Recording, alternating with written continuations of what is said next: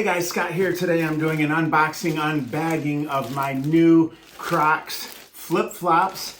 And these are size 13. This is exactly how they'll come in for you. And I'm gonna open these up here. And they are straight off the rack right there. And I'll tell you, there's a few things that I really like about these. For one, these are the first pair of white ones that I have owned. I've not owned the white pair before. I think they look pretty sharp. And a few things. One, they have a pretty solid tread, as you can see right here. So pretty good grip, so you're less likely to slip. The other thing I like is when your feet get a little bit sweaty, right here, you'll see as you look a little close, there's kind of little nubs there that help your foot stay in place as well.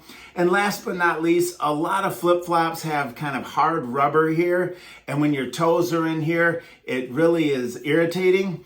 And this is soft. This one is really nice. Like I said, first of the white pair, but I've had the black pair before. And then also these are kind of a soft rubber. So overall, these are really comfortable flip-flops. And I go through about one a season and looking forward to putting these to use.